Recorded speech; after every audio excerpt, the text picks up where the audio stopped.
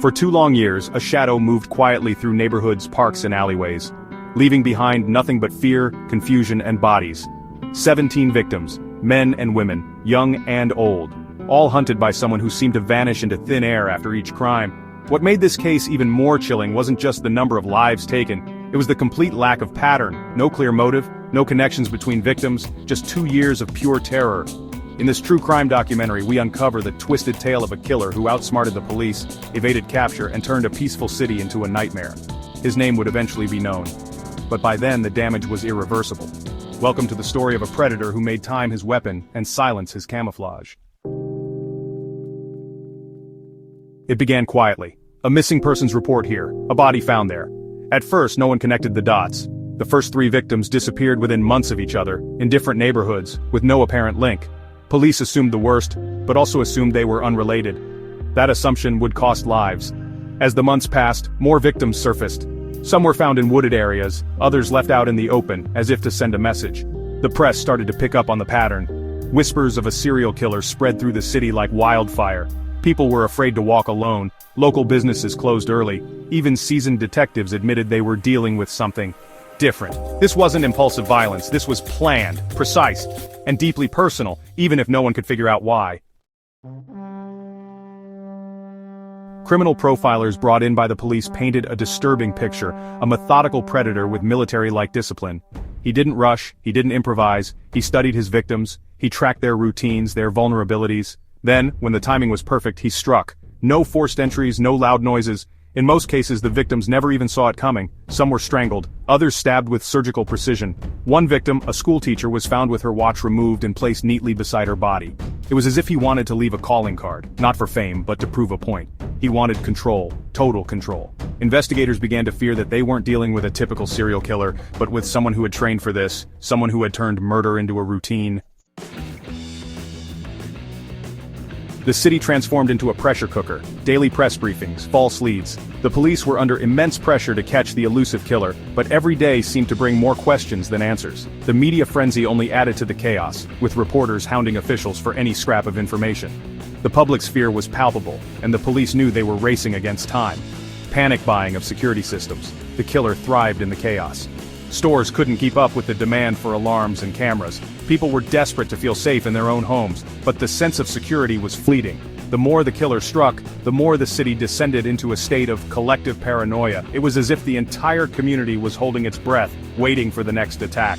Every time police thought they were close, he changed his pattern. The killer was always one step ahead, adapting his methods to stay undetected. Detectives worked around the clock, scrutinizing every detail, but their efforts seemed futile. The frustration was evident on their faces, and the sleepless nights were taking a toll. Patrols increased, but the empty streets offered no clues. New victim types, new locations. The unpredictability of the attacks made it nearly impossible to establish a pattern. Each crime scene was meticulously examined, but the killer left no trace. The randomness of the attacks spread fear across the city, making everyone feel like a potential target.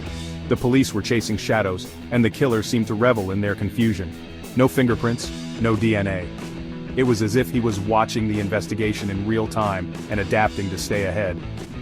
The forensic team was baffled by the lack of evidence.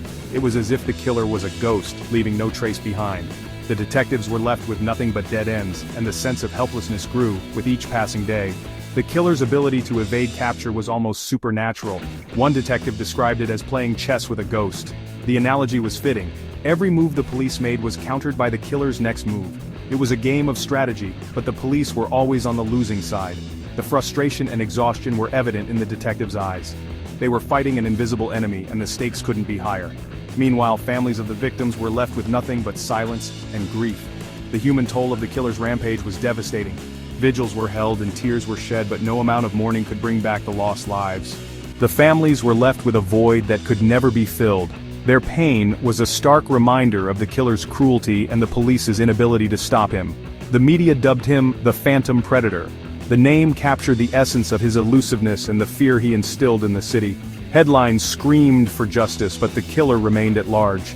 The media's portrayal of the killer as an unstoppable force only added to the public's anxiety.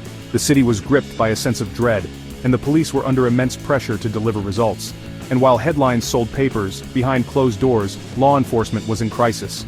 The internal strife within the police department was growing. Arguments erupted as frustration mounted. The police chief was under scrutiny, and the morale of the officers was at an all-time low. The pressure to catch the killer was immense, and the lack of progress was taking its toll on everyone involved. They had exhausted every lead, the case files piled up, but the evidence board remained empty. The sense of defeat was palpable. The detectives had followed every possible lead, but each one led to a dead end. The killer's ability to stay ahead of the investigation was demoralizing. The police were running out of options and the clock was ticking, and with each new victim, public trust in the system eroded. The community's faith in law enforcement was dwindling. Protests erupted, and anger boiled over. People demanded answers, but the police had none to give. The killer's continued freedom was a stark reminder of the system's failure. The public's frustration was understandable, but it only added to the pressure on the police. People began taking the law into their own hands, forming citizen patrols, installing cameras, even accusing neighbors of being the killer. The sense of community was replaced by suspicion and fear. Neighborhood watch groups sprang up and people took turns patrolling the streets. The killer had turned the city into a place where everyone was a potential suspect. The paranoia was spreading, and the killer was thriving in the chaos. Fear turned to paranoia, and that's exactly what he wanted. The killer's ultimate weapon was fear, and he wielded it with precision. The city was gripped by a sense of unease, and the killer's shadow loomed large over every street and home. The police were fighting a losing battle, and the killer was always one step ahead. The hunt continued, but the sense of dread only grew stronger. After 2 years, a single misstep ended the nightmare.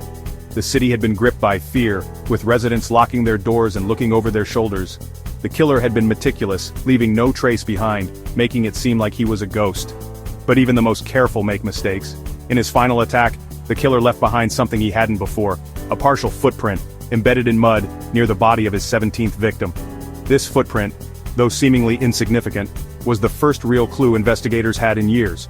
It was a small but crucial piece of evidence that would unravel the mystery. It was subtle, almost missed. But it was enough. The detectives, who had been tirelessly working on the case, knew they had to act fast. They meticulously documented the footprint, taking multiple photographs and casting a mold. This was their first tangible lead, and they couldn't afford to lose it. Investigators traced it to a rare brand of military-grade boots issued only to certain personnel. This discovery narrowed down their list of suspects significantly. They began cross-referencing military records looking for anyone who had access to these specific boots, and had a history that might align with the profile of the killer. That led them to a former combat medic who had been dishonorably discharged for violent conduct. His name, Daniel Royce. Royce had a history of aggression and had been involved in several altercations during his service. His discharge had left him bitter and isolated, a perfect storm for the creation of a killer. A man with no criminal record, no online presence, and no apparent motive. Royce had managed to stay under the radar, living a quiet life in a secluded part of town. His lack of a digital footprint made him almost invisible in today's connected world, which is why he had evaded capture for so long. But when police raided his home, they found a private room, sealed from the inside, filled with victim photos, maps, surveillance logs. This room was a chilling testament to his meticulous planning and obsession. Every detail of his crimes was documented, showing a level of calculation that was both impressive and terrifying. It was a chilling shrine to his obsession.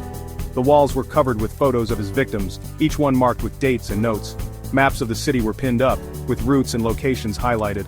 Surveillance logs detailed his stalking of each victim, showing just how much effort he put into each murder. He didn't kill for pleasure, he killed to execute. Each murder was a mission, carried out with military precision.